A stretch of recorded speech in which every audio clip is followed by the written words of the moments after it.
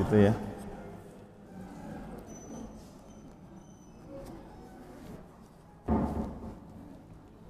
Satu tes, terdengar Ibu?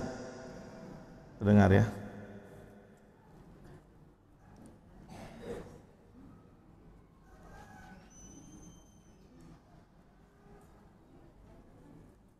Di halaman 464 ya. Bismillah.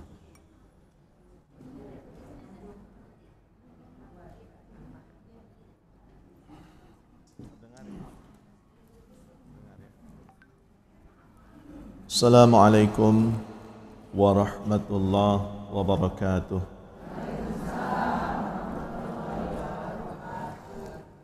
Innal hamdalillahi nahmaduhu wa nasta'inuhu wa nastaghfiruh wa na'udzu billahi min shururi anfusina wa min sayyiati a'malina.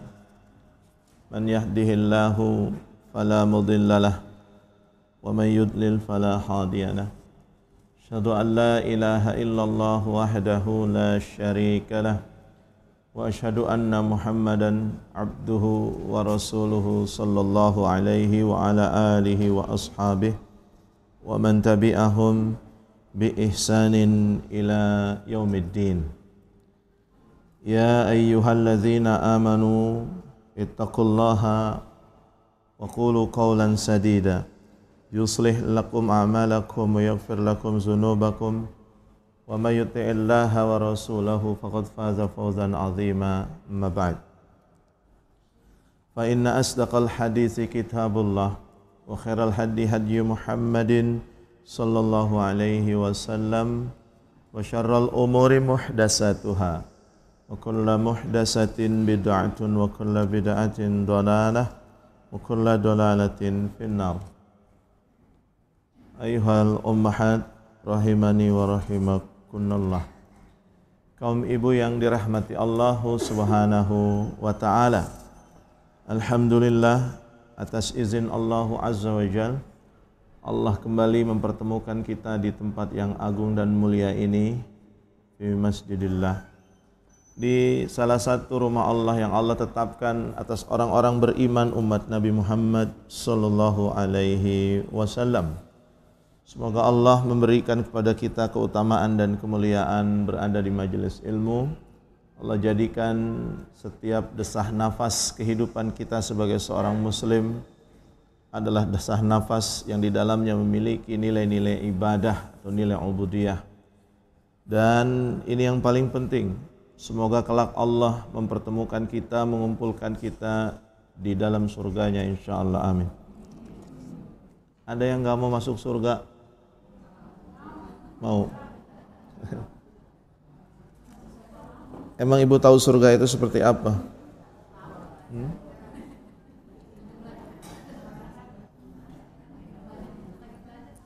Ya, Masya Allah ya. Bu, sebelum kita masuk ke bab wakalah atau perwakilan ini, ada hal penting yang mesti saya sampaikan, ini berkait dengan surga nih Bu. Informasi tentang surga itu siapa yang paling tahu ya? Kita atau Allah? Allah ya. Kalau kita dibanding dengan sahabat, siapa yang lebih tahu antara kita dengan sahabat? Sahabat. Kalau sahabat dibanding dengan Rasulullah SAW, siapa yang lebih tahu? Rasulullah. Jadi urutannya Allah lebih tahu dibanding Rasul, Rasul lebih tahu dibanding sahabat, sahabat lebih tahu dibanding kita kaum muslim. Nah, maka bicara soal surga, kita tidak boleh mengatakan hal-hal yang Allah tidak memberikan khabar tentang perkara itu. Jangan sampai kita menginformasikan tentang keadaan surga yang tidak disampaikan Nabi.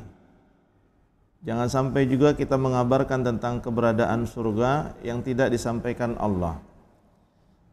Karena itu berarti termasuk ke dalam kategori dusta.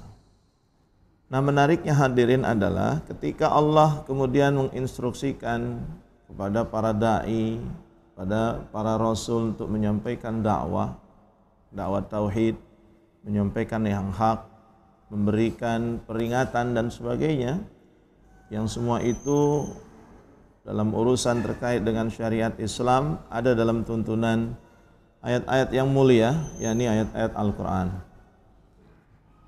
Nah, para da'i itu kemudian menyampaikan apa yang Allah sebutkan dalam Al-Quran, yang dijelaskan Nabi, juga disepakati oleh para ulama. Siapa para ulama ini? Warasatul Anbiya. Mereka adalah pewaris Nabi. Ulama biasa berselisih karena ada beberapa pemahaman dalam satu pihak, lalu kemudian berbeda dipahami oleh pihak yang lain. Tapi kita mesti ingatkan diri kita bahwa para ulama ini adalah orang-orang yang mendasarkan argumennya itu terhadap tuntunan Quran dan Sunnah. Mereka berargumen tentang suatu perkara yang ada tuntunannya dalam Quran dan Sunnah. Namun ketika khabar itu datang dari lisan Nabi SAW, maka tidak ada perselisihan. Nah, kita saat ini, kaum ibu yang dirahmati Allah, sedang masuk di satu fase yang sangat aneh ini. Ini fase zaman yang luar biasa anehnya, Bu. Kenapa? Karena para pencela Islam itu notabene orang Islam. Ya, Bu ya. Kalau dulu kita merasa ada orang yang melecehkan Islam karena dia non-muslim, kita masih menganggap wajar. Barangkali mereka tidak tahu, mereka tidak paham, risetnya kurang mendalam, kopinya kurang pahit, pagi-pagi jarang minum susu. Jadi mereka melecehkan Islam tentang satu perkara yang dia tidak paham tentang keislaman itu. Tapi ketika kemudian ada orang yang melecehkan tuntunan syariat Islam, tapi yang melakukan itu adalah orang-orang Islam itu sendiri, nah ini yang agak membuat kita bingung. Saya terkejut ketika ada seorang da'iyah, putri seorang ulama, pimpinan pondok pesantren Lirboyo. Saya kenal baik dengan beberapa orang yang ada di lingkungan pesantren tersebut. Ini putri seorang kiai pimpinan pondok pesantren Lirboyo. Beliau itu adalah seorang da'iyah yang sangat faqih. Artinya menguasai cukup bidang ilmu fikih. Menikah juga dengan seorang da'i, seorang yang ahli ilmu. Menyampaikan tentang apa yang disebutkan Allah terkait dengan tafsir yang ditulis oleh Imam Ibnu Katsir. Kisah tentang bagaimana keberadaan para penghuni surga. Barangkali ibu tahu kisah ini. Tiba-tiba saya terkejut, video penjelasan tentang keberadaan surga ketika menjelaskan tentang tafsir dalam pandangan seorang ahli fikih. Kemudian video tersebut di-repost, ditayang ulang di salah satu jejaring sosial. Lalu dituliskan di atasnya itu kalimat-kalimat yang sangat tidak sepantasnya diucapkan oleh seorang muslim kepada muslim yang lainnya. Apalagi jika ucapan tersebut diucapkan dan ditujukan kepada seorang da'iyah, seorang yang mendasarkan penjelasan kaidah tafsirnya itu terhadap kitab Ibnu Katsir. Nah, ini cukup mengejutkan. Saya pun kaget kenapa bisa sampai terjadi seperti itu. Tidak lama berselang sudah kejadian itu, banyak protes dari masyarakat muslim, termasuk ormas-ormas Islam. Apa yang ditulis mau saya sebutkan kalimatnya atau tidak? Karena ini kasar sekali. Jadi video tersebut berisi, tapi sudah dihapus ya oleh ownernya itu, oleh pemilik akunnya. Kenapa? Gimana? Dipegang. Yang ini dipegang.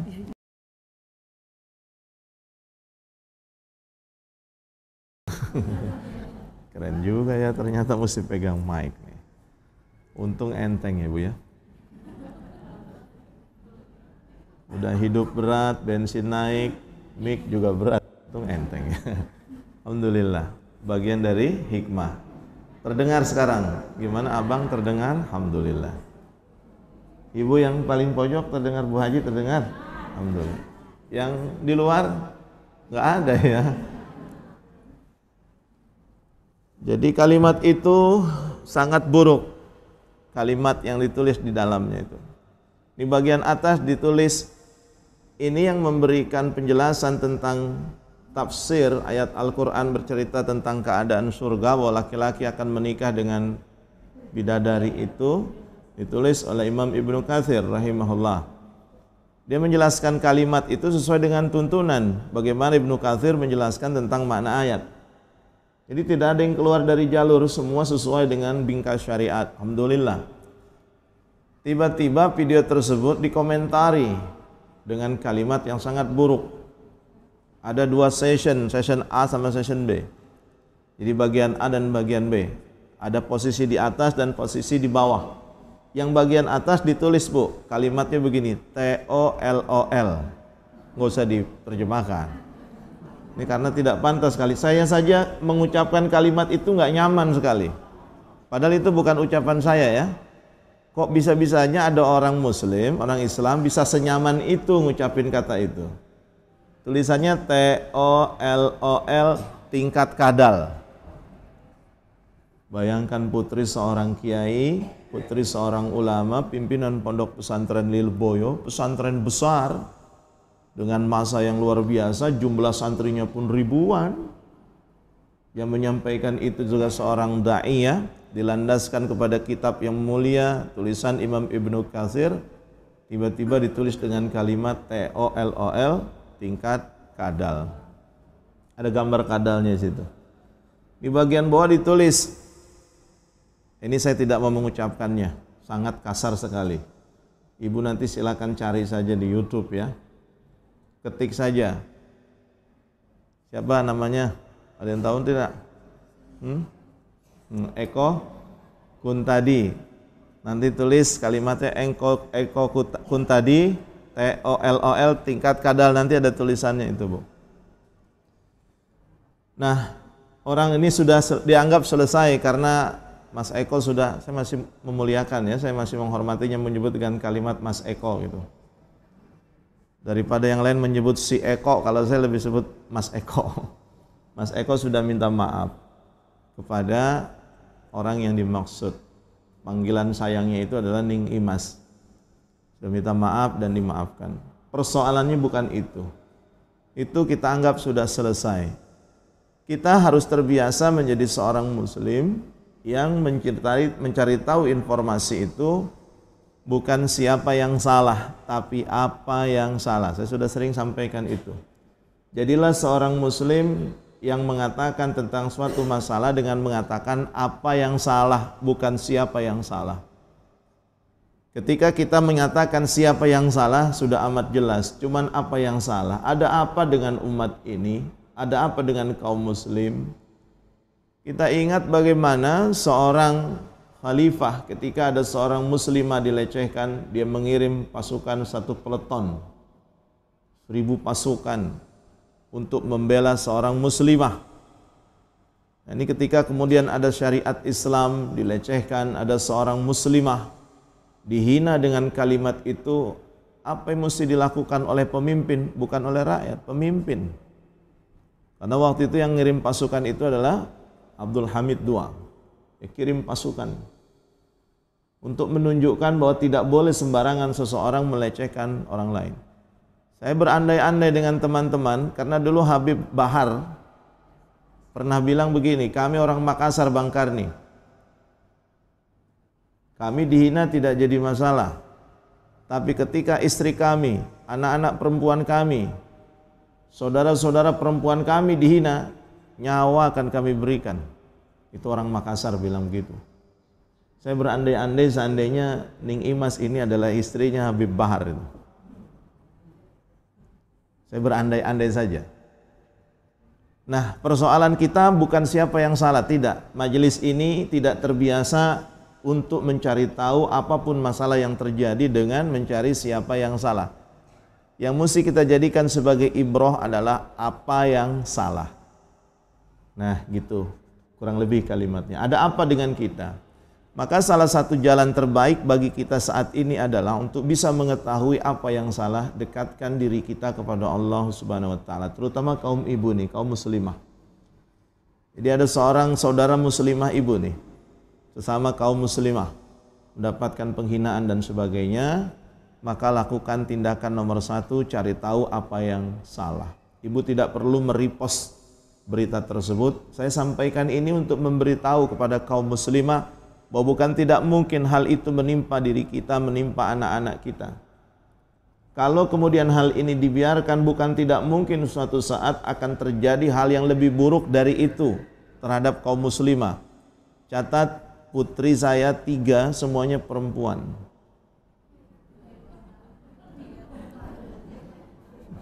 Ya namanya putri kan perempuan. Istri saya pun perempuan. Saya punya saudari perempuan. Dan bagaimana kemudian ketika hal itu menimpa putri kita, atau terutama putri kita, menimpa istri kita, menimpa saudari perempuan kita. Nah, maka mulai sekarang cari tahu apa yang salah. Ketika kita sudah tahu apa yang salah, mudah-mudahan ke depannya kita bisa melakukan tindakan yang tepat untuk tidak lagi terjadi hal yang demikian. Kalaupun ternyata terjadi, kita punya sikap yang tepat juga untuk mengatasi situasi yang buruk itu. Jangan sampai kemudian ini jangan-jangan menjadi politik adu domba, muslimah yang satu diadu dengan muslimah yang lain, muslim yang satu diadu dengan muslim yang lain. Kita tidak tahu. Tapi yang paling penting saat ini adalah bagaimana kita dekat dengan Allah Subhanahu wa taala. Salah satu di antara hubungan yang dekat kita dengan Allah adalah apa? Dengan banyak mengingat Allah. Pastikan setiap kita hadir di setiap majelis ilmu, khususnya di masjid yang kita cintai ini, Masjid Ibnu Sabil, dalam rangka adalah untuk taqarrub ilallah, mendekatkan diri kepada Allah lewat tuntunan syariatnya.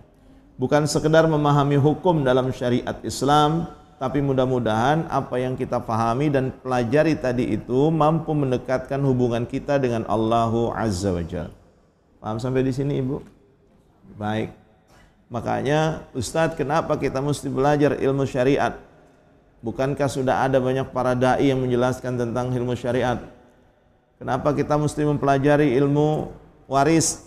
Kalau kita punya masalah dengan ilmu waris, tinggal tanya saja pada ahli waris, maksudnya kepada dai, kepada ulama yang memang memiliki pemahaman yang bagus tentang waris. Kalau kita tahu buat apa? Kenapa kita mesti mempelajari ini, mempelajari itu, dan sebagainya? Ingat bahwa kita mempelajari sesuatu terkait dengan syariat ini selain untuk pengetahuan kita, selain untuk kepentingan kita dalam rangka beribadah kepada Allah, juga untuk dalam rangka mendekatkan diri kepada Allah Subhanahu wa taala lewat sebuah majelis ilmu. Maka apa yang datang dari Allah dan Rasulnya terimalah. Perintahnya kan demikian. Apa yang datang dari Allah dan Rasulnya sallallahu alaihi wasallam terimalah. Ketika Allah menjelaskan tentang hukum waris, Rasul menjelaskan tentang hukum waris, maka terimalah. Pelajari itu, mudah-mudahan akan menambah dan memperkokoh iman dan Islam kita. Kita masuk pembahasan kita. Nanti Ibu cari ya di YouTube-nya ya. Takutnya nanti Ustadz cerita apa cerita. Wakalah, menurut buku ini dituliskan secara bahasa adalah pelimpahan, sementara menurut istilah melimpahkan suatu tindakan yang bisa diwakilkan. Sedangkan tindakan yang tidak bisa diwakilkan maka tidak sah disebut atau tidak sah dilakukan wakalah. Misalnya, perhatikan bukunya sambil dibaca. Kalau yang belum pegang buku bisa lihat sama temannya masing-masing ya. Kita dasarkan penjelasan buku ini baru kemudian kita jelaskan apa yang perlu kita jelaskan.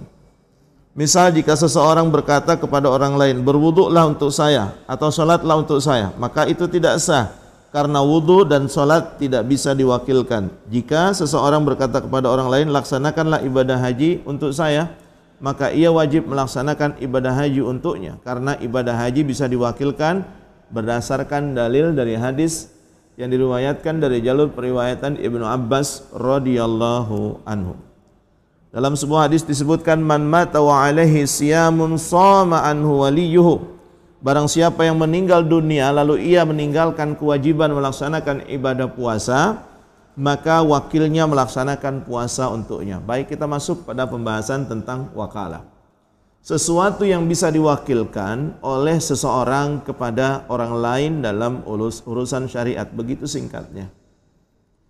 Misal hari ini ibu sedang malas betul wudu. Malas apa tadi? Wudu. Duh, dingin benar udaranya hari ini. udahlah saya nggak usah wudhu, minta tolong anak kita, nak kamu mau berbakti tidak sama orang tua, aku ibumu loh yang melahirkan. Apa tuh bu? Tolong wudukan untuk ibu, kamu wudhu nanti ibu yang sholat. Itu wakalah bukan? Bukan. Jadi wakalah yang dimaksud mewakilkan sesuatu terhadap hukum syariat yang itu dibenarkan dalam syariat. Kenapa? Karena wudhu itu tidak bisa diwakilkan, salat pun tidak bisa diwakilkan. Nah, ada dua perkara yang dibenarkan dilakukan wakalah, melakukan perwakilan. Salah satu di antaranya tadi hukum pelaksanaan saum Ramadan atau saum wajib, saum yang difardukan. Ibadah saum, ibadah puasa Ramadan apabila seorang wanita meninggalkan puasa Ramadan selama misalnya 7 hari, lalu kemudian keburu meninggal dunia, dia belum sempat apa membayar saum Ramadan yang ditinggalkan selama 7 hari. Maka ketika hal itu terjadi pada seseorang, maka orang-orang yang ada di sekitarnya, dalam hal ini adalah keluarganya, keturunannya, ahli warisnya, anaknya kah, suaminya kah, cucunya kah, maka boleh mewakilkan untuk melaksanakan saum Ramadan untuk ibunya atau untuk neneknya, termasuk kakek dan sebagainya. Nah, ibadah puasa Ramadan yang ditinggalkan oleh seseorang keburu datang kematian, maka boleh hal itu dilaksanakan oleh orang lain, boleh diwakilkan. Termasuk ibadah haji. Ada seseorang sudah mendaftarkan ibadah haji, alhamdulillah. Tiba waktunya, takdir datang mendahuluinya, kematian datang. Lalu apa yang mesti dia lakukan? Maka hajinya boleh diwakilkan oleh orang lain, baik keluarganya atau orang yang ditunjuk dan dipercaya untuk bisa menggantikan posisi pelaksanaan ibadah haji baginya. Boleh diwakilkan. Kenapa? Karena memang ibadah haji boleh diwakilkan, termasuk perkataan dituliskan oleh Ibnu Abbas radhiyallahu anhu tadi. Hak-hak manusia itu, kaum ibu yang dirahmati Allah, dibagi ke dalam 2 bagian. Ibu baca di halaman 464. Yang pertama yang berkaitan dengan seorang pelaku, ini tidak dapat diwakilkan seperti hukum hudud dan hukum qisas. Yang berkaitan dengan perbuatan si pelaku ini dapat diwakilkan seperti jual beli, penyewaan dan lainnya. Nah, ada perkara dalam hak manusia yang dijaga dalam syariat Islam. Satu yang berkaitan dengan fa'il, dengan pelakunya langsung. Ini tidak dapat diwakilkan karena memang harus seseorang yang melakukan itu. Contoh misalnya, seseorang terdakwa, terbukti bersalah, melakukan tindakan kriminal, maka dia berhak untuk mendapatkan hukuman. Salah satu kewajibannya berarti menjalankan hukuman tersebut. Dalam syariat Islam, hal itu tidak boleh diwakilkan. Misal, yang melakukan perbuatan itu adalah anaknya. Karena sang ayah merasa kasihan kalau anak tersebut mendapatkan hukuman penjara sekian tahun, sang ayah mengatakan kepada pengadilan, biarkan dia menerima hukuman 1 tahun, sisanya biar aku saja yang menjalani hukuman tersebut. Ini tidak dibenarkan. Perkara yang demikian dalam syariat Islam tertolak, mardud. Tidak dibenarkan hal itu diwakilkan, karena ini menyangkut pelaku. Ada hukum yang kemudian ditetapkan dalam syariat Islam di mana hal itu tidak boleh diwakilkan. Di antara hikmahnya adalah menimbulkan efek jera. Makanya sebenarnya ada hukum yang disebut dengan hukum sosial dalam kehidupan syariat Islam itu. Ada hukum yang bersifat struktural. Ini bahasa yang saya gunakan untuk lebih memahaminya seperti ini contoh.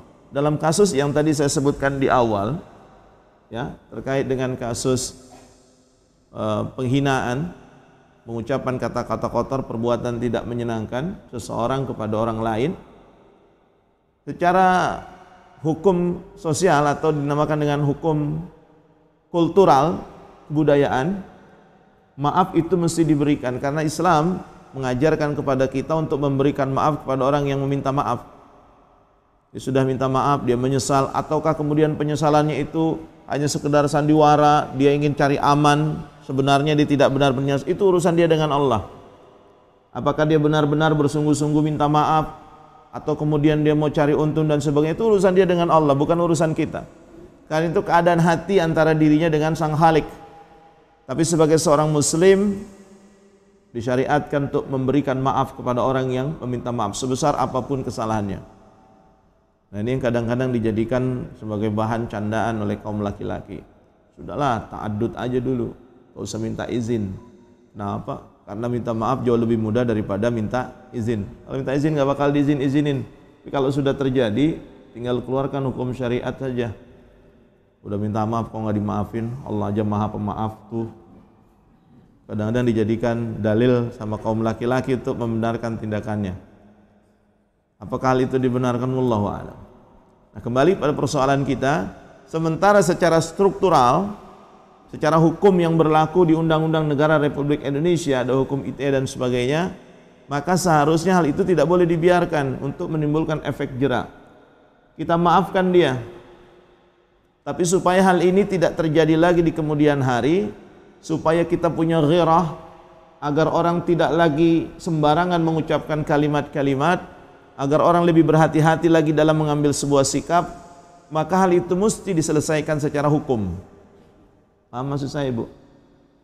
Jadi dimaafkan sudah, kita harus maafkan. Orang yang minta maaf kita maafkan. Perkara dia minta maaf karena Allah atau karena kepentingan pribadi dan sebagainya, itu urusan dia dengan Allah, dengan Sang Khalik, karena Allah yang menciptakan hati, bukan kita. Apa yang kita dengar dari lisannya itu yang kemudian kita tanggapi. Sudah, saya maafkan. Tapi apa yang telah Anda lakukan akan saya bawa ke ranah hukum, untuk menimbulkan efek jera baginya dan ibrah bagi yang lainnya, supaya tidak terjadi lagi di kemudian hari perkara-perkara buruk yang dimaksud. Demikian pula perkara seseorang yang secara personal melakukan tindakan pelanggaran hukum syariat, lalu dia mendapatkan ketetapan dari hukum yang berlaku bahwa dia mendapatkan hukuman misalnya di penjara selama 5 tahun, maka dalam syariat Islam hal itu tidak boleh diwakilkan. Karena sayangnya kita kepada sang anak, kita minta, udah aku saja yang dihukum, bebaskan anak kami.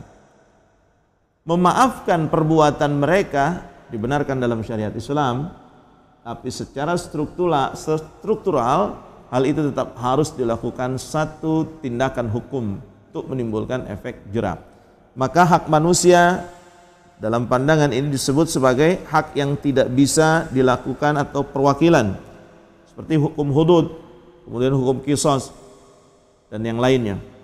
Sementara yang berkaitan dengan perbuatan si pelaku ini dapat diwakilkan, seperti jual beli, sewa, kemudian aktivitas apa namanya disebut itu, barter, aktivitas jual beli itu boleh diwakilkan. Jadi perbuatannya boleh diwakilkan, tapi pelakunya, orang yang melakukan perbuatan itu tidak boleh diwakilkan. Nah, salah satu contoh misalnya, kita mengatakan kepada sahabat kita, besok kami ada transaksi jual beli mobil. Mobil yang kami miliki itu akan kami jual, dan besok sudah datang pembeli. Saya minta Anda mewakilkan proses jual beli tadi ya, sebab besok kami harus keluar kota. Boleh tidak? Boleh tidak? Boleh. Karena perbuatannya. Yang tidak boleh itu apa? Tanda tangan yang dipalsukan. Karena itu harus pelakunya langsung. Ketika kemudian di situ ada tulisan tanda tangan misalnya namanya Budi Santoso, yang menandatangan Budi Waluyo, boleh tidak? Tidak, karena itu berkait dengan hak Budi Santoso. Ada namanya bapak suaminya Budi Waluyo? Ada ya? Ini saya ngarang saja, mohon maaf ya kepada Pak Budi, nggak ada maksud apapun ini. Ini saya dapatnya aja hari ini, Budi Santoso sama Budi Waluyo. Boleh tidak sama-sama Budi? Tidak boleh diwakilkan kecuali di situ tertulis yang mewakilkan. Misalnya di situ tanda tangan Budi Waluyo, atas nama Budi Waluyo Budi Santoso boleh. Ya, kalau memang diwakil. Tapi kalau kemudian hal itu tertulis Budi Santoso tapi yang tanda tangan Budi Waluyo, boleh tidak? Tidak, karena itu berkait personal atau fa'il atau pelaku. Jelas sampai di sini, Bu? Berdasarkan itu semua, maka berlaku satu hukum disebut dengan hukum wakalah dalam perbuatan yang dibolehkan untuk diwakilkan.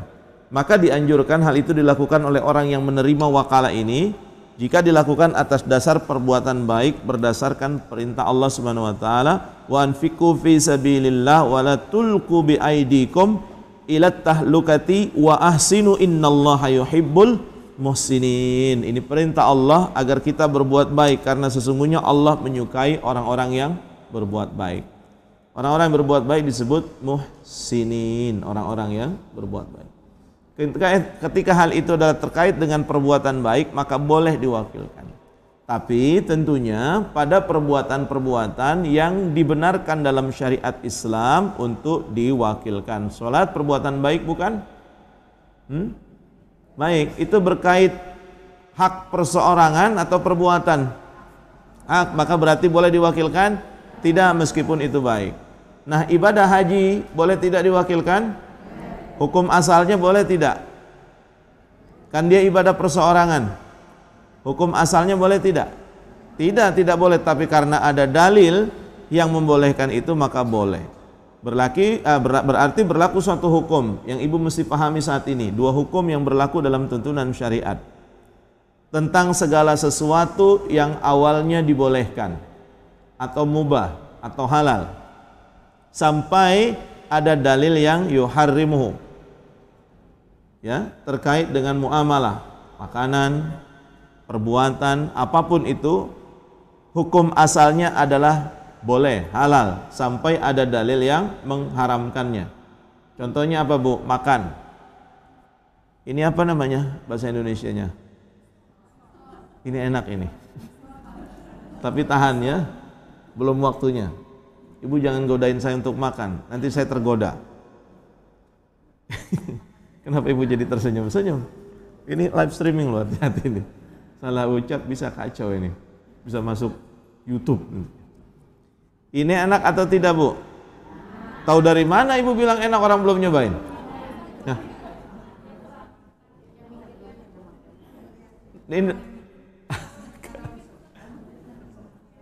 Ini dinamakan dengan hukmul adat dalam bahasa Arab. Hukmul adat, sesuatu yang menjadi kebiasaan. Biasanya tidak mungkin sesuatu yang tidak enak itu ada di piring, ditaruh di meja, dan kita tahu ini biasanya makanan ini enak gitu. Kita tidak perlu mencobanya, kita punya asumsi bahwa ini enak, namanya hukum adat. Jelas, Bu ya?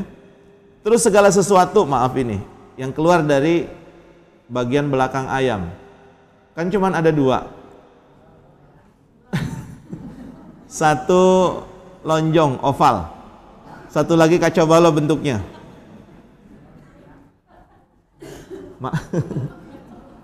Ya ini hukum adat nih, biar paham nanti masuk hukum wakalah.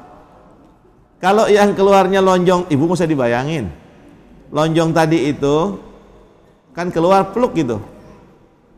Terus orang nanya sama kita, Bu, kalau ini digoreng enak atau tidak? Ibu pasti akan jawab, padahal itu belum kita coba udah bilang enak saja. Hukum adat. Tapi yang satunya lagi yang kacau balau bentuknya tadi, kotak enggak, segitiga enggak. Pokoknya bentuknya tidak beraturan. Udah jangan dibayangin. Terus ibu ditanya, enak tidak, Bu? Kan belum nyobain. Namanya hukum adat. Jelas, Bu ya? Dia harus menjadi kebiasaan kita. Nah, baik, ini dikatakan sebagai sesuatu yang enak, sesuatu yang baik. Bagi pandangan siapa tuh? Pandangan kita, karena dalam setiap hukum adat. Nah, tetapi kemudian ada yang disebut dengan baik dalam hukum syariat. Ada yang dikatakan baik dalam hukum syariat, tapi tidak bisa dibenarkan untuk diamalkan. Contohnya misalnya, ketika seseorang ingin berwudu, maka syaratnya air tersebut harus suci dan mensucikan. Nih, teh ini, Bu, suci tidak? Baik tidak? Boleh untuk wudu? Kenapa? Apa? Karena tidak mensucikan. Jelas, Bu ya? Ini baik, ini suci, tapi kalau menurut hukum syariat tidak bisa mensucikan, maka tidak boleh digunakan untuk berwudu. Sebaliknya air laut, rasanya asin luar biasa, punya rasa kan? Tapi kalau kemudian secara hukum syariat dia boleh digunakan untuk wudu, maka gunakan untuk wudu. Nah, jadi hukum asal segala sesuatu ghairu ibadah, selain ibadah itu hukum asalnya adalah mubah, boleh. Kecuali ada dalil yang mengharamkannya. Sekarang adakah dalil yang mengharamkan makanan ini? tidak ada, maka berarti dia adalah halal. Ibu makan tempe, makan apa tuh? Tahu, daging ayam, halal atau haram? Dari mana ibu tahu? Karena tidak ada dalil yang mengharamkannya. Jadi rumus muamalah, rumus makan, sesuatu yang ghairu ibadah, makanan, minuman, apa yang kita lakukan, kalau tidak ada dalil yang mengharamkannya, maka dia adalah halal. Tapi berkait dengan ibadah, hukum asalnya adalah haram. Kullu ibadah haramun illa ja'a dalil yuharrimuhu, yuhalliluhu. Semua hukum ibadah itu, hukum dasarnya itu, hukum asalnya itu haram, kecuali ada dalil yang menghalalkannya. Au yu'ammiruhu, kecuali ada dalil yang memerintahkannya. Catat ya Bu ya. Kalau berkait dengan ibadah, harus kita temukan dalil yang memerintahkannya. Sekarang pertanyaannya, boleh tidak kita membaca Al-Quran? Halal atau haram? Boleh atau tidak? Kenapa?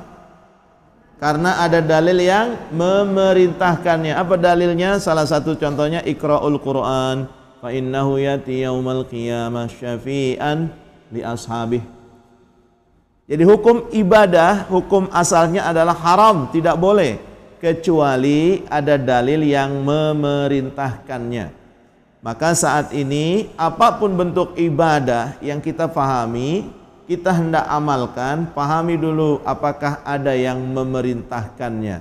Siapa yang memerintahkan? Allahu wa Rasulah. Allah dan Rasulnya. Jika kemudian ada perintah dari Allah, maka amalkan. Kurang lebih termasuk dalam perkara ini ada yang dicontohkan oleh Nabi. Nabi memberikan contoh. Karena perintah Nabi itu bisa jadi apa yang dilakukan beliau, fi'lun. Kemudian apa yang diucapkan oleh beliau, qaulun. Qaul, ucapan. Kemudian ada yang dinamakan dengan apa yang dilihat oleh sahabat. Biasanya dalam sebuah dalil itu disebutkan ra'aitun Nabi sallallahu alaihi wasallam, aku melihat Nabi.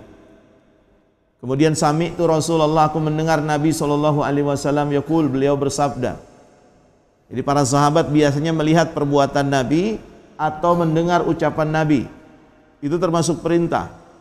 Lalu termasuk di dalamnya apa yang disebut dengan Nabi mendiamkan para sahabat ketika melakukan suatu perbuatan. Diamnya Nabi atas perbuatan sahabat pun termasuk perkara yang dihukumi dalam syariat, adalah perkara yang boleh diamalkan. Satu, apa yang diucapkan Nabi. Dua, apa yang diperbuat Nabi dan diriwayatkan oleh para sahabat. Lalu yang ketiga adalah apa yang dilakukan para sahabat dan Nabi mengetahuinya, lalu kemudian beliau mendiamkannya. Sudah sampai di sini? Nah, sekarang kita masuk ke dalam hukum yang kita mesti pahami dan kita sepakati. Hal yang berkait dengan ibadah itu menyangkut satu, pelaksanaan ibadah itu sendiri, salat, puasa dan sebagainya. Yang kedua, tata caranya, rukun-rukunnya, syarat-syaratnya. Yang ketiga, tempat pelaksanaannya. Coba diulang. Satu, ibadah itu sendiri, salat, puasa, haji dan sebagainya. Yang kedua, tata cara, rukun, syarat, rukun, pelaksanaan. Yang ketiga, tempat pelaksanaannya. Tayyib. Kita akan masuk kepada satu pemahaman yang kita sepakati hari ini dengan logika berpikir yang sehat. Di zaman ini ada kuburan atau tidak? Orang meninggal dunia kemudian dikuburkan, kita sepakat itu namanya kuburan atau makam. Sepakat tidak itu? Ya, kita sebut dia kuburan atau makam. Ada tidak yang dikuburkan hari ini? Ada. Ada kuburan? Makam ada? Tayyib. Di zaman Nabi apakah ada makam? Apakah ada kuburan? Tayyib. Di zaman Nabi kuburan ada, makam ada, orang yang meninggal dikubur ada. Di zaman sekarang pun orang yang meninggal dikubur ada. Bentuknya sama, dimasukkan ke dalam tanah, diurut dan seterusnya. Tayyib.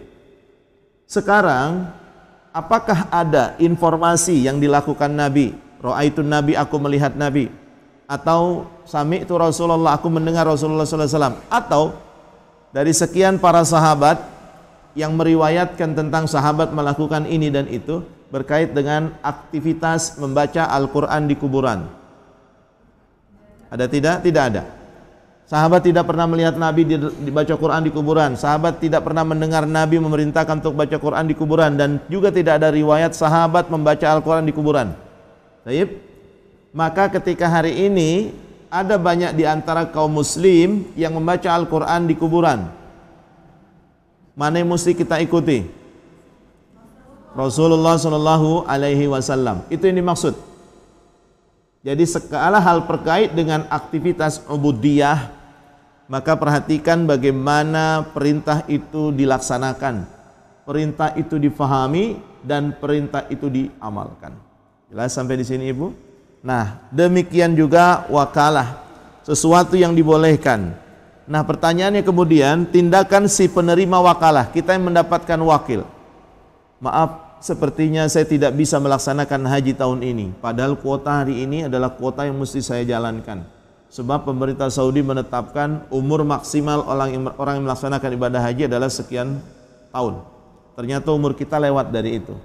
Maka kita mengamanahkan seseorang yang kita tunjuk untuk melakukan wakalah, perwakilan. Tolong saya diwakilkan Anda yang ibadah haji. Nah, bagaimana etika itu diberikan dalam syariat Islam? Itu ada di halaman 465, Ibu buka situ.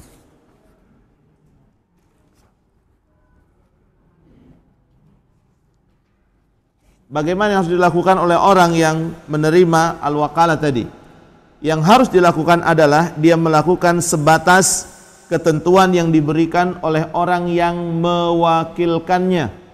Nanti ingatkan saya untuk memberikan studi kasus pada kaum ibu di sini. Saya akan berikan sebuah kasus, Ibu tolong pecahkan kasus itu. Aduh. Tapi nanti ada hadiah dari Bu Harli. Hadiahnya apa rahasia? Kata Bu Harli, saya lagi. Udah benar-benar duduk di sana ke depan, jadi sering kena ya. Tenang Bu, ini bagian dari alhamdulillah. Amin insyaallah. Diaminkan Ibu, mudah-mudahan memang Allah kabulkan ya. Jadi sebatas apa yang diamanahkan dalam hukum wakalah tadi, tidak boleh lebih, tidak pula boleh kurang. Misal seseorang mengamanahkan kepada orang lain, tolong pada saat Anda menghajikan, melakukan ibadah haji sesuai dengan apa yang saya wakilkan kepada Anda, ini adalah sebuah aktivitas wakalah, tolong Anda jangan begini dan jangan begitu. Ya, karena kan banyak di antara kaum muslim yang melaksanakan ibadah haji di tanah suci tapi tidak sesuai dengan tuntunan sunnah Nabi SAW. Ada beberapa hal yang tidak semestinya dilakukan tapi mereka lakukan. Ada yang haji berulang-ulang. Nah, hukum haji itu ada 3 jenisnya. Satu disebut dengan haji paling atas tuh namanya haji ifrat. Kedua haji ifrat, yang kedua haji tamattu, yang ketiga haji bukan haji wada haji. Pertama ifrat, kedua haji tamattu, yang ketiga haji. Ayo dah hadiahnya ini. Bukan, haji wada itu haji terakhir, maksudnya haji Nabi SAW. Nabi melakukan ibadah haji yang terakhir disebut haji wada, haji terakhir. Nah, ada hadiah yang sedang dinanti. 1 ifrat, 2 tamattu, 3 itu yang betul jawab tadi siapa tuh? Itu haji kiran. Atau 2 orang yang jawab ya, nanti dicatat sama Bu Harli. Ibu siapa namanya? Ibu Mega. Satu lagi Ibu. Nah, itu nanti ya dapat hadiah insyaallah. Yang ketiga haji kiran. Nah, kita tidak boleh ngarang kemudian haji yang keempat, Haji Abu Bakar misalnya, atas budi baik Golkar. Haji Abidin, atas biaya dinas. Atau tidak boleh juga Haji Mansur, apa itu? Halaman digusur. Tidak ada haji yang demikian. Dan ini berkembang pada masa itu di tahun 2002. Saya mah bukan haji yang benar ini. Kenapa? Saya ini Haji Mansur. Kenapa aja? Halaman saya digusur. Jadi saya pergi haji gara-gara dapat uang penggusuran. Dulu kan sempat ramai itu, cuman tidak seperti sekarang aja diviralkan lewat media sosial. Ada lagi yang mengatakan, saya sah apa enggak ya hadinya? Kenapa Bang? Haji saya kan Haji Abidin. Apa itu? Atas biaya dinas. Jadi biaya hajinya dibiayai gitu. Jadi tidak ada hukum haji yang demikian, hanya ada 3. 1 haji ifrad, 2 haji tamattu, 3 haji qiran. Udah cuma itu, jangan ditambah-tambahkan. Nah, termasuk juga ketika seseorang menginginkan mengamanahkan al-wakalah ini kepada orang lain, dia tetapkan, tolong kamu nanti jangan begitu karena itu tidak sesuai dengan sunnah. Kamu juga jangan begini karena itu tidak sesuai dengan sunnah. Maka si penerima wakalah ini wajib untuk melaksanakan apapun yang diamanahkan pada orang yang meminta untuk diwakilkan, sebagai syarat syahnya perwakilan tadi. Sudah jelas? Baik, ini bab wakalah secara umum sudah saya sampaikan. Kita buka session tanya jawab. Kaum ibu silakan jika ada yang ingin bertanya. Bu Harli, hadiah bukan? Oh bukan ya. Assalamualaikum warahmatullahi wabarakatuh.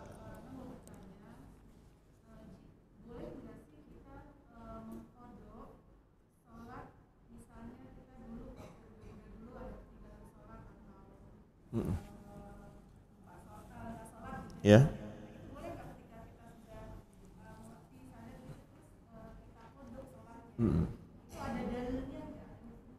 Baik. Ada dalilnya. Cuma dalil yang melarangnya. Aisyah radhiyallahu anha diperintahkan oleh Nabi untuk mengqada puasa dan tidak mengqada salat. Jadi justru apakah ada dalil yang memerintahkannya? Justru ada dalil yang melarangnya. Jadi tidak ada qada salat. Orang dahulu misalnya meninggalkan ibadah salat karena ketidaktahuannya dalam hukum syariat, atau karena kelalaiannya, atau juga dia merasa ada hal-hal yang menyebabkan dia akhirnya meninggalkan ibadah salat. Intinya adalah bentuk keingkaran terhadap perintah Allah.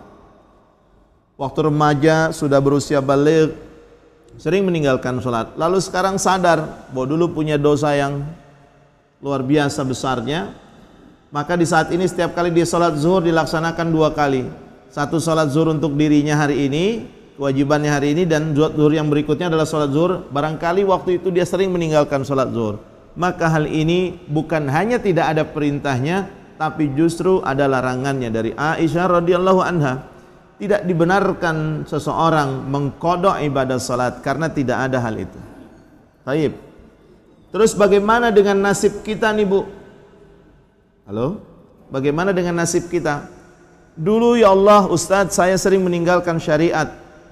Saya dulu suka membuka aurat padahal sudah berusia baligh di hadapan yang bukan mahram. Aurat saya terbuka kemana-mana, itu dosa besar. Tapi sekarang saya bertaubat kepada Allah. Saya menyesal dengan apa yang saya perbuat. Bukan cuma itu Ustadz, dulu juga kami sering meninggalkan ibadah salat. Salat kami anggap sebagai suatu hal yang kami sering menyepelekan ibadah salat.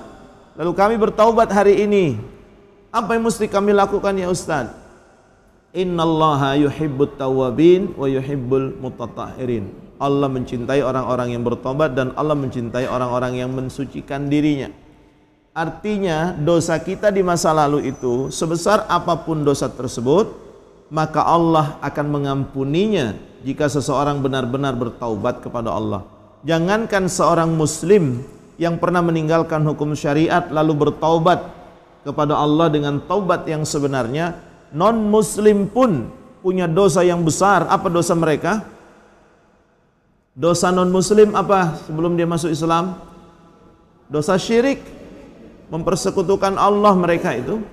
Tapi ketika kemudian mereka masuk Islam, bersyahadat, maka dosanya yang di masa lalu dihapus oleh Allah Azza wa Jalla. Mereka dianggap sebagai orang yang kembali dan tidak pernah melakukan satu perbuatan apapun. Lalu mulai dicatat dengan catatan yang baru pasca mereka bertaubat kepada Allah.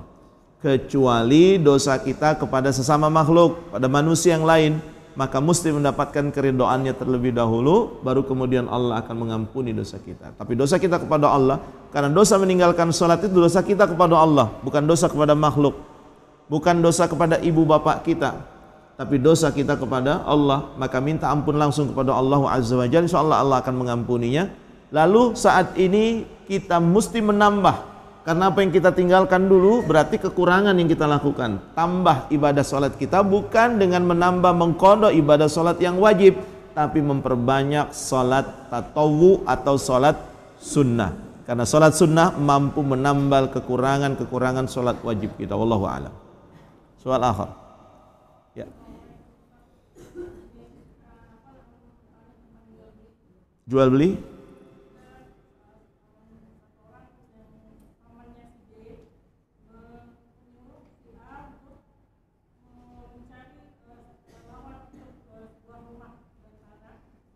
Boleh pakai mic atau ya, biar kedengeran?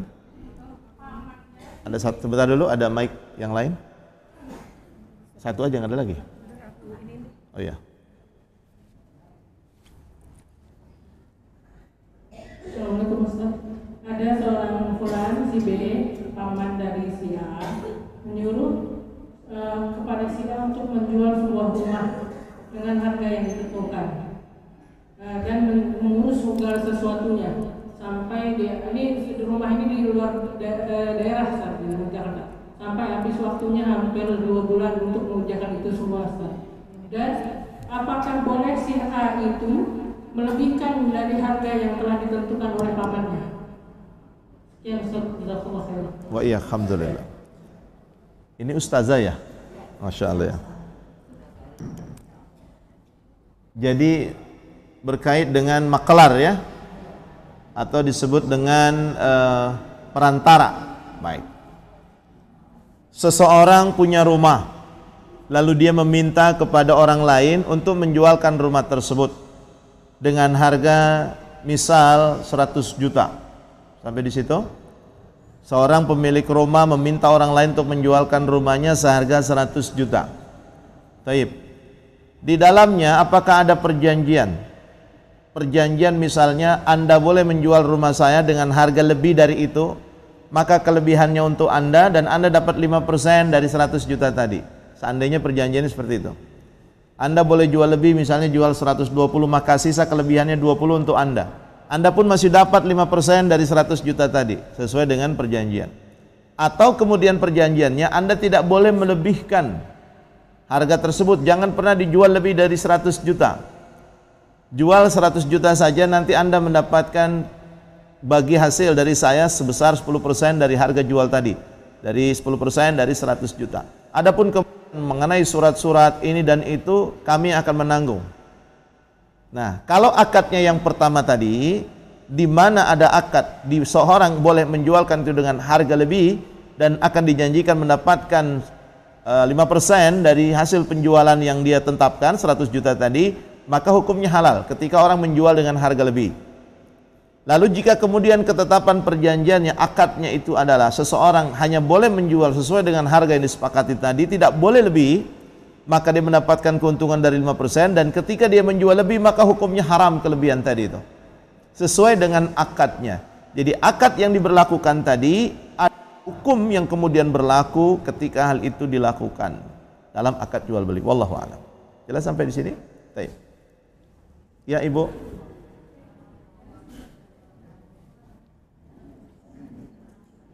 Ustaz, kalau kita berziarah kubur, kerap kali orang-orang itu kan membaca Yasin gitu.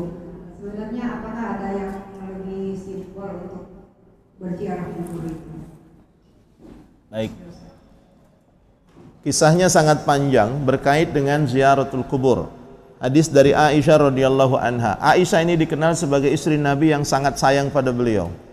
Kita pun sayang kepada Rasul, apalagi Aisyah radhiyallahu anha. Beliau sangat mencintai Nabi, sangat sayang. Dan Aisyah layaknya kaum wanita yang lain pun memiliki sifat cemburu yang sama. Ada kaum ibu yang tidak cemburu sama suaminya? Kalau nggak cemburu berarti cintanya diragukan. Ya, Aisyah sangat cemburu kepada Rasul sallallahu alaihi wasallam. Suatu ketika Nabi di tengah malam, di menjelang wafatnya beliau itu, malaikat Jibril memerintahkan Nabi untuk memperbanyak ziarah kubur. Jadi kadang beliau terbangun di tengah malam, lalu beliau meletakkan selimut yang menyelimuti beliau dan Aisyah dengan sangat hati-hati karena khawatir Aisyah bangun. Maka beliau meletakkan, membuka selimutnya dengan pelan-pelan, lalu beliau bergegas bergegas keluar dari rumah dengan membuka pintu juga secara perlahan. Rupa-rupanya Aisyah melek hari itu, dia lihat. Dan dia menunjukkan kecemburuannya. Jangan-jangan Nabi mau ke tempat Zainab ini. Cemburu beliau itu. Hadisnya sangat panjang, nanti ibu tinggal baca saja. Nah kemudian Aisyah membuntuti Nabi. Kemana nih perginya nih? Pelan-pelan dia indik-indik itu kan. Jadi Nabi kemudian menuju ke pemakaman Baqi. Ya, pada saat beliau kemudian berada di situ, beliau berdiam diri di sana, menghadapkan wajahnya ke arah kiblat. Lalu beliau mengucapkan kalimat Assalamu alayka ya ahlad diyar. Kalau kita boleh mengatakan Assalamu alayka ya ahlal kubur, boleh, enggak apa-apa. Jadi beliau mengucapkan salam, lalu kemudian menengadahkan tangannya dengan cara seperti ini, mengangkat kedua tangannya. Lalu kemudian berdoa kepada Allah. Allahumma ighfir lahum warhamhum wa'afihim wa'fu anhum, dan seterusnya. Lalu kemudian beliau kembali. Nah, inilah yang kemudian menjadi hukum yang ditetapkan oleh para ulama terkait dengan adab ziyaratul kubur. Jadi yang pertama, pada saat kita hendak berziarah kubur, sebelum memasuki area pemakaman, ucapkan kalimat Assalamu alayka ya ahlad diyar. Lalu kemudian kita berdoa kepada Allah di situ dengan mengatakan Allahumma ighfir lahum warhamhum wa'afihim wa'fu anhum, dan seterusnya. Adapun kemudian, bolehkah seseorang mengkhususkan mengunjungi makam ibunya, makam ayahnya, makam anaknya, makam kakaknya, makam adiknya, makam saudara-saudaranya secara khusus, kemudian dia berdiri di makam keluarga yang tadi saya sebutkan, lalu secara khusus dia mengucapkan salam dan secara khusus dia berdoa kepadanya, bolehkah? Boleh. Jadi sesudah dia melangkahkan kaki masuk ke area pemakaman, dia menuju di mana ayahnya dikuburkan, di mana ibunya dikuburkan, di mana kedua anaknya dikuburkan. Lalu dia berdoa kepada Allah khusus untuk sang ibu, Allahumma ighfir laha warhamha wa'afiha wa'fu anha, boleh. Atau kepada sang ayah, Allahumma ighfir lahu warhamhu wa'afihi wa'fu anhu. Sudah cukup aktivitas ziarah kubur hanya sebatas itu. Tapi Ustadz, di tempat kami, di daerah kami adalah daerah hijau, di mana kadang-kadang antara makam ayah kami dengan makam ibu kami sulit membedakan karena tumbuh rumput-rumput panjang besar. Kami khawatir kalau ini dibiarkan akan menutupi makam ayah dan ibu kami, sehingga anak-anak kami, cucu-cucu kami kelak tidak bisa mengetahui di mana letak makam ayah dan ibu kami. Bolehkah kami membersihkan rumput? Boleh. Karena itu bukan bagian dari aktivitas ziaratul kubur. Membersihkan makam dengan tangan, dengan bahasa kami di kampung itu koret, ibu tahu koret, yang buat itu bersihkan rumput-rumput, lalu kami rapikan kembali, kami letakkan kembali agar nampak makam tersebut oleh kami dan kelak akan bisa dilihat, disaksikan oleh anak cucu kami. Bolehkah kita melakukan itu? Boleh. Adapun kemudian kita duduk-duduk bersantai, menggelar tikar, membawa bekal nasi, lontong, segala macam, itu ke kebun raya mainnya, jangan ke kuburan. Sebatas itu boleh. Terus bolehkah Ustadz pada poin yang berikutnya kami mengingatkan anak-anak kami, nah ini dulu ayah kamu hidup, ibu bersama ayah kamu itu selama 10 tahun. Lalu sebelum kamu lahir, ayah kamu dipanggil oleh Allah Subhanahu wa taala. Bukan tidak mungkin suatu saat ibu yang giliran dipanggil oleh Allah. Bayangkan kalau kamu kemudian hari ini masih belum menjadi anak yang soleh, masih belum mau berubah menjadi anak yang soleh, bagaimana nanti nasib ayah dan ibumu nantinya, nak? Di mana doa kamu sangat kami perlukan, termasuk doamu untuk ayahmu yang sudah meninggal ini. Bolehkah kita mengatakan itu? Boleh. Karena tujuan dari ziaratul kubur adalah mengingatkan kita akan kematian, dan salah satu di antara tausiah yang paling efektif untuk anak-anak kita adalah dengan cara mengingatkan akan kematian. Nah, anak-anak kita yang keras hatinya itu, yang susah diatur, misalnya nauzubillah, ajak mereka untuk berziarah kubur, dialogkan mereka, bukan dialog dengan sang bapak, Pak, ini aku bawa anakmu yang paling bungsu, besok dia mau nikah, tolong bapak restui dia agar pernikahannya, itu syirik. Yang ada di bawah makam tadi itu adalah kulit, daging dan tulang. Ruh ayah kita sudah tidak lagi di situ. Alam barzah itu berbeda dengan alam pekuburan tadi. Kalau kuburan tadi itu masih satu alam dengan kita. itu hanya menempatkan jasad dan tulang belulang. Jadi daging, kulit, tulang belulang di situ, dan mungkin saja sudah hancur dimakan cacing dan sebagainya. Sudah sama menjadi tanah kecuali azbuz zanab yang tetap utuh. Nanti saya ceritakan berkait dengan itu. Nah, ruh ayah kita, ruh saudara-saudara kita itu tidak diletakkan di situ, tapi di satu alam yang namanya alam barzah, dan itu berbeda dengan keadaan alam ini. Jelas Bu ya? Jadi jangan minta izin di situ. Pak, aku mohon izin, ini calon suamiku. Ya, kalau dia bisa bangkit, saya yakin bangkit, dihajar itu calon suaminya. Jelas Bu di sini? Jadi etika atau adab ziarah kubur hanya sebatas itu. Adapun hal-hal yang lain, selama hal itu memang dibenarkan dalam syariat, maka tidak jadi masalah. Ya, tapi tidak dibenarkan kita duduk-duduk, kemudian membaca Al-Quran, melakukan zikir dan sebagainya. Tidak sesuai dengan apa yang dicontohkan Nabi. Saya khawatir suatu saat Nabi akan bertanya kepada kita, karena beliau akan menjadi saksi atas umatnya. Kenapa Anda melakukan hal yang aku tidak perintahkan? Kita mau jawab apa nantinya? Aku tidak mengajarkan kalian untuk membaca Al-Quran di kuburan. Aku tidak perintahkan kalian untuk membaca Al-Quran di kuburan. Kenapa Anda melakukannya? Kenapa kalian melakukannya? Kita mau jawab apa nanti di hadapan Allah ketika Nabi mempersaksikan perbuatan kita di hadapan Allah kelak. Itu yang saya khawatirkan. Maka kalau ada saudara-saudara kita yang melakukan itu, ibu juga jangan kemudian iseng dan sebagainya, mengatakan ini salah, itu benar, jangan. Perhatikan ilmu syariat itu pertama kita dulu yang mengamalkannya. Jadikan itu sebagai uswah, jadikan itu sebagai teladan bagi orang lain dengan kebaikan dan kebenaran. Jika pada saatnya nanti ada kesempatan kita untuk menyampaikan kebenaran, maka bismillah, sampaikanlah kebenaran itu. Meskipun kemudian barangkali di bagian akhirnya ada resiko pahit yang mesti kita telan. Tapi nomor satu, amalkan dulu untuk kita. Sampai kemudian dengan kebenaran itu sudah istiqamah dan sebagainya, ada kesempatan Allah takdirkan kita menyampaikan tentang kebenaran tadi, maka sampaikanlah. Rabbi shrah li sadri wa yassir li amri wahlul 'uqdatam min lisani yafqahu qawli. Minta kepada Allah agar dimudahkan untuk menyampaikan kebenaran. Wallahu taala alam. Apa lagi? Ya, Ibu. Assalamualaikum warahmatullahi wabarakatuh. Ustaz, saya mau tanya, kalau tadi kan masalah Assalamualaikum warahmatullahi wabarakatuh. Misalkan saya ada order, terus saya bilang sama adik saya, misalkan kamu modal order saya, dari modal itu nanti saya kasih berapa persen gitu, itu boleh atau enggak? Terus satu lagi Ustaz, kayak gini kan, misalkan kita sering ikut kajian, terus gimana sih cara nata hati kita itu supaya tetap untuk beribadah, soalnya istiqomah gitu. Soalnya kan kadang-kadang semakin banyak ilmu yang kita dapat tuh suka semakin males. Assalamualaikum warahmatullahi wabarakatuh. Baik, seseorang diminta oleh kita untuk memodali kita begitu atas bisnis yang kita jalani. Lalu kemudian dia akan mendapatkan komisi atas biaya yang mereka diberikan pada kita, begitu maksudnya? Baik. Dalam hukum Islam itu disebut dengan mudharabah dalam hukum syariat. Jadi hukum kerjasama bagi hasil. Maka akadnya harus jelas dulu. Jadi buat saja akad yang resminya. Saya punya ide untuk menjual ini. Saya akan produksi itu, tapi saya tidak punya modal. Gimana kalau kamu yang modalin saya, nanti kita bagi hasil. Modal yang kamu keluarkan, kemudian hasil dari setiap penjualan itu, keuntungan yang kita bagi. Kamu dapat 60, saya 40 deh.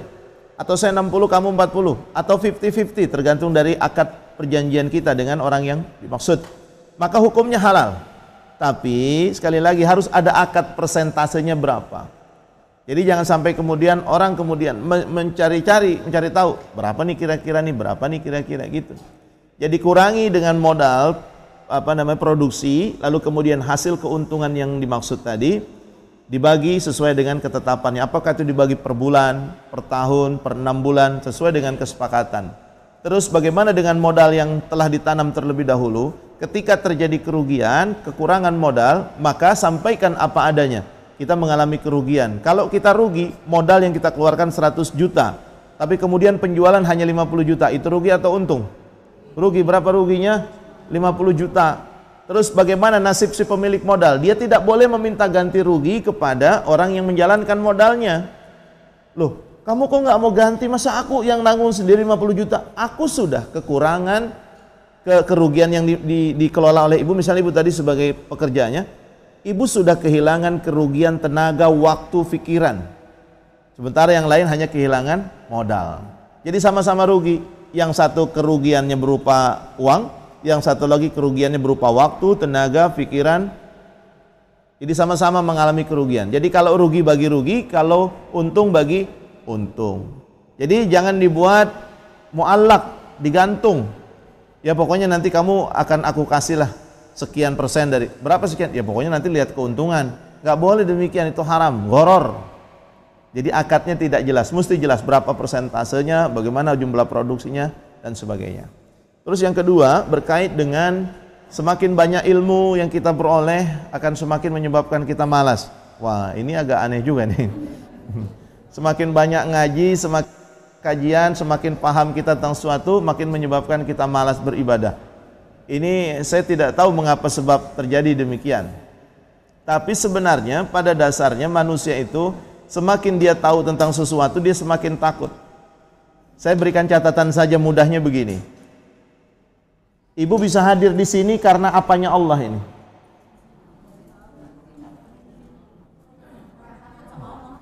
Karena takut sama Allah. Apa yang Allah berikan sampai ibu bisa rela duduk di sini 2 sampai 3 jam? Taman surga. Terus apa lagi? Terus saudara-saudara kita tahu nggak bahwa ini bermanfaat? Menghadiri majelis taklim, mereka tahu oh itu faedahnya besar. Seperti misalnya man salaka tariqan yaltamisu fihi ilman sahalallahu tariqan ilal jannah. Sahalallahu lahu tariqan ilal jannah. Barang siapa yang menempuh jalan untuk thalabul ilmi, maka Allah akan mudahkan jalannya kelak masuk surga. Banyak nggak saudara-saudara kita yang tahu? Banyak. Tapi kemudian mereka kenapa tidak hadir? Ada lagi orang Islam, kaum ibu, seorang muslimah, tahu tentang pentingnya sholat, tahu tentang pentingnya shaum, tahu tentang pentingnya sedekah. Kenapa mereka tidak mau mengamalkan itu? Kan sudah dapat hidayah tadi, tentang ilmu tadi. Jadi dia paham, itu hidayah namanya. Hidayah itu huda, yahdi, artinya petunjuk. Sesuatu yang benar, yang merupakan petunjuk dari Allah itu namanya hidayah. Pemahaman kita tentang syariat Islam, pemahaman tentang keutamaan ibadah sholat, lalu kita paham, kita mendapatkan petunjuk, hidayah namanya. Nah, kenapa kok ada orang yang tahu tentang ibadah sholat, pentingnya sholat, resiko kalau meninggalkan sholat, tapi mengapa mereka tetap meninggalkan sholat? Sementara yang lain tidak, sementara ibu tidak. Nah, ini pentingnya untuk kita ketahui lebih awal. Yang ibu alami, yang ibu dapatkan hari ini, ibu paham tentang keutamaan thalabul ilmi. Tadi disebutkan, taman surga. Ini akan menjadi jalan kemudahan memasuki surganya Allah. Kita akan dapat banyak ilmu. Yang menyebabkan ibu bisa hadir karena taufik dari Allah Azza wa Jalla. Makanya dulu ada seorang ulama, ketika dia mengeluhkan tentang 3 anaknya dan 1 orang istrinya, seorang istri dan 3 orang anaknya yang mengalami gangguan jin, ketiga-tiganya mendapatkan gangguan jin. Istri dapat gangguan jin, 3 anaknya dapat gangguan jin. Lalu dia datang kepada ulama minta didoakan agar gangguan jin itu disembuhkan. Maka ulama tadi mengatakan semoga Allah memberikan kepadamu, istrimu dan 3 anakmu taufik. Terus diminta suruh pulang. Kami minta doa agar anak kami disembuhkan. Maka ulama tadi mengatakan, kalau Allah sudah memberikan kepadamu taufik, maka kesembuhan akan datang. Nah, apa yang ibu dapatkan hari ini, duduknya ibu, perjuangan ibu datang dari rumah sampai ke tempat ini dinamakan taufik dari Allah. Ibu mendapatkan taufik. Maka pertahankan taufik tersebut, jangan mau diganggu gugat oleh syaitan. Jangan mau diruntuhkan. Sehingga sebenarnya seseorang itu banyak mendapatkan hidayah pada saat azan berkumandang. Zuhur nih, hidayah bukan? Hidayah petunjuk tentang hari ini telah masuk waktu pelaksanaan sholat zuhur. Orang yang melaksanakan sholat zuhur mendapatkan taufik, orang yang tidak melaksanakan tidak mendapatkan taufik. Nah, jadi hari ini yang kita perlukan adalah taufik dari Allah Subhanahu wa taala. Nah, ketika kita mempertahankan taufik tersebut yang datang dari Allah Azza wa Jalla, maka akan melahirkan motivasi untuk menampatkan ibadah. Nah, selama ini kita merasa bahwa apa yang kita peroleh bukan taufik dari Allah, sehingga kemudian kita tidak paham tentang proses pelaksanaan sesudah apa yang kita peroleh hari ini, sesudah apa yang kita pahami hari ini. Nah, terus bagaimana caranya? Saat kita pulang dari thalabul ilmi, nah ini kunci pentingnya. Nabi perintahkan kita, Nabi contohkan kita untuk membaca doa kafaratul majlis.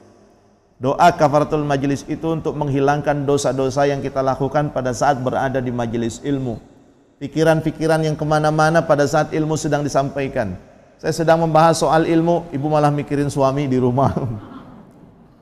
Saya bahas soal ilmu, ibu malah mikirin hutang yang belum lunas-lunas.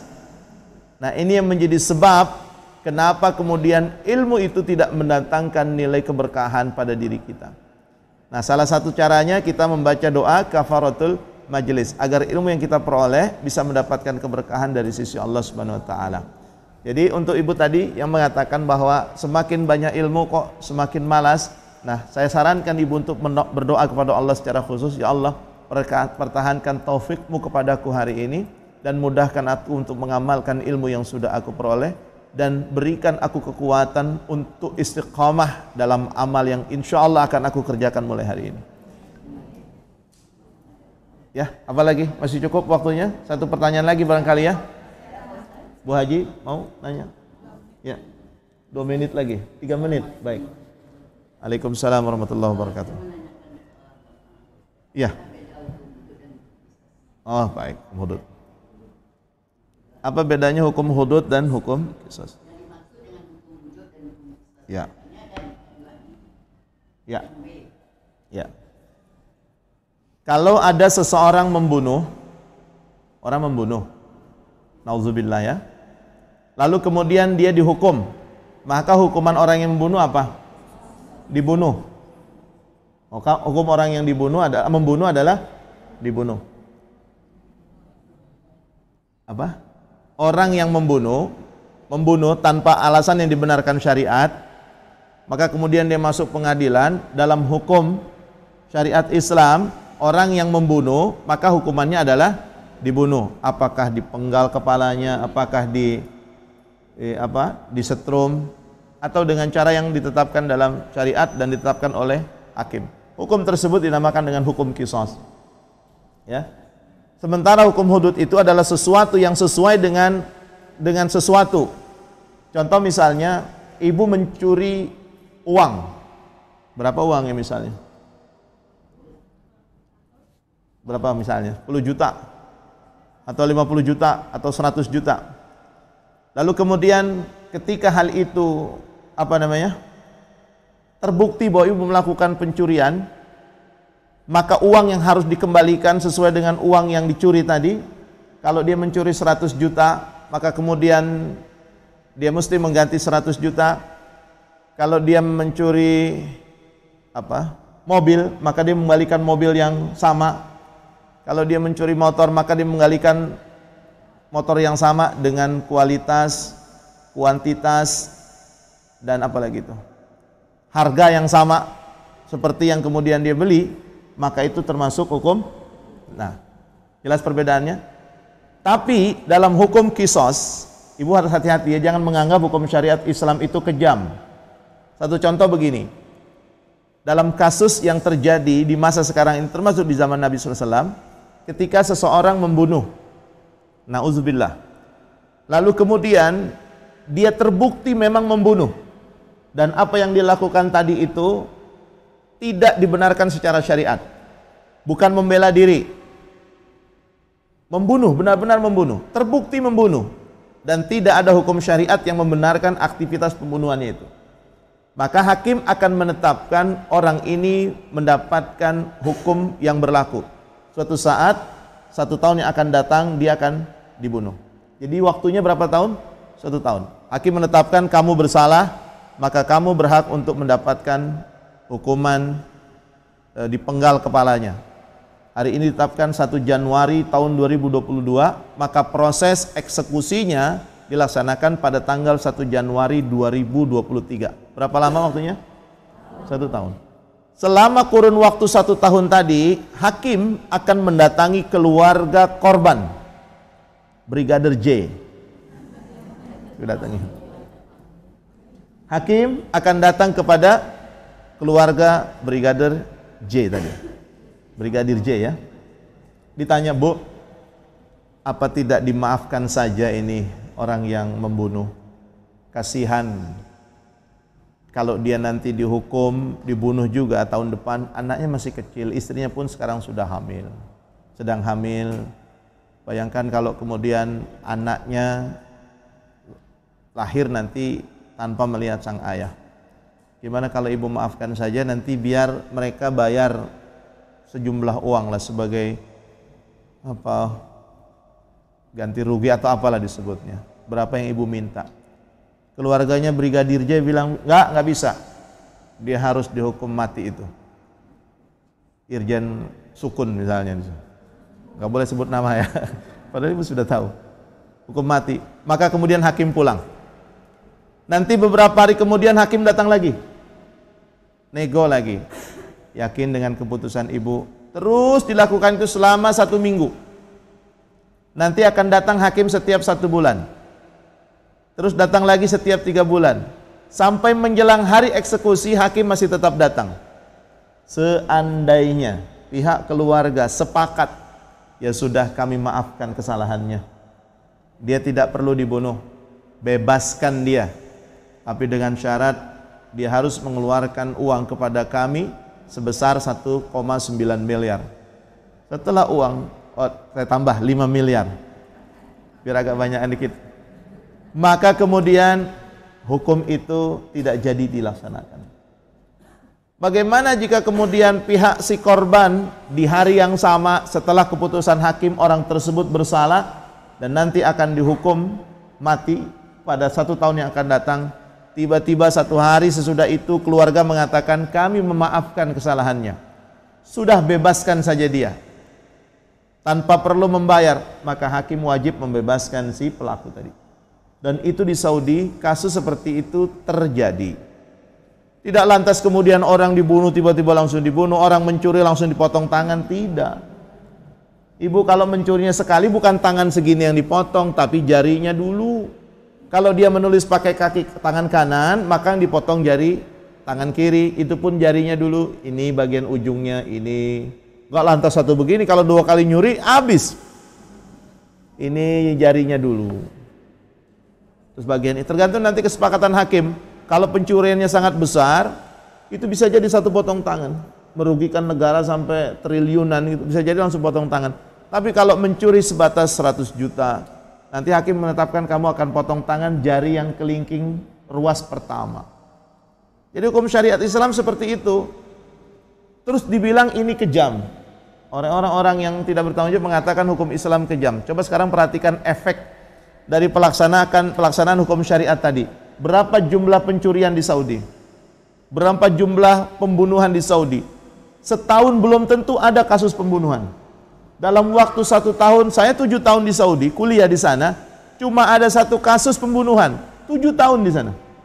Itu pun dilakukan tanpa sengaja. 7 tahun saya tinggal di sana, hanya ada kasus pembunuhan, itu pun dilakukan dengan tidak sengaja. Ibu ingat pada tahun sebelum era digital ini berlangsung, ibu tahu koran lampu merah? Ibu lihat itu koran lampu merah, kalau ibu press itu keluarnya darah semua itu. Saking banyaknya kasus pembunuhan. Nah, maka orang kemudian mencela hukum Islam dengan mengatakan hukum potong tangan, hukum membunuh itu kemudian menjadi sesuatu syariat yang sangat kejam. Lihat efeknya. Di Amerika berapa kasus pembunuhan, berapa kasus perkosaan, berapa kasus penipuan, berapa kasus pencurian. Nah, artinya adalah hukum syariat yang berlaku di dalam hukum syariat Islam itu mampu menekan jumlah kriminalitas dengan signifikan. Nah, maka dari itu ibu jangan mau diprovokasi mengatakan bahwa hukum syariat Islam itu kejam. Bagaimana Ustadz jika di Indonesia ditetapkan hukum yang seperti itu? Saya orang nomor 1 yang akan setuju tanpa berpikir panjang. Insya Allah tingkat korupsi akan turun drastis. Insya Allah. Kasus pembunuhan insya Allah. Sekarang subhanallah, lihat anak-anak sekolah itu. Mereka kalau berkelahi, ibu tahu anak-anak sekolah kalau mereka sedang tawuran, apa yang mereka bawa? Garpu, sendok. Padahal mereka adalah SMK jurusan tata boga. Mereka bawa celurit yang panjangnya melebihi panjang kaki mereka itu. Celurit panjang, pedang panjang yang orang sebut samurai, padahal pedang samurai itu orangnya. Orang yang punya pedang panjang tadi katana disebutnya itu samurai, bukan samurai itu bendanya, tidak. Saya beli samurai, salah. Orang yang memegang pedang tadi disebut seorang samurai. Pedangnya disebut katana. Lihat kalau anak-anak pelajar tawuran. Karena sistem perundang-undangan yang lemah. Anak di bawah umur ditangkap, dikasih pembinaan, dilepas lagi, besok begitu lagi. Bikin efek jerak. Membunuh ya dibunuh. Mencuri ya potong tangan. Insya Allah akan terjadi keseimbangan. Tingkat kriminalitas pasti akan menurun secara drastis. Nah, kita jangan mau diprovokasi oleh orang lain dengan mengatakan syariat Islam itu syariat yang kejam. Tidak. Lihat efeknya. Maka lakukan riset. Wallahu ta'ala alam. Mudah-mudahan yang singkat ini bisa bermanfaat. Mohon maaf atas segala kekurangan. Kita berjumpa lagi insyaallah pada hari Sabtu. Wah, ini dapat hadiahnya tuh dari Ibu Harli, alhamdulillah. Sifat puasa Nabi dan 20 amalan ringkas di bulan suci Ramadan. Masya Allah. Selamat kepada Ibu siapa tadi? 2 orang ibu ya. Sama satu lagi, ya itu 2. Ini hadiahnya ada di sini. Mau saya anterin langsung atau? Terima kasih Bu Harli. Barakallah. Kita tutup dulu Bu ya. Mudah-mudahan ada manfaatnya. Mohon maaf atas segala kekurangan. Insya Allah kita akan berjumpa lagi atas izin Allah di bulan depan. Subhanakallahumma wa bihamdik. Asyhadu an la ilaha illa anta astaghfiruka wa atubu ilaik. Assalamualaikum warahmatullahi wabarakatuh.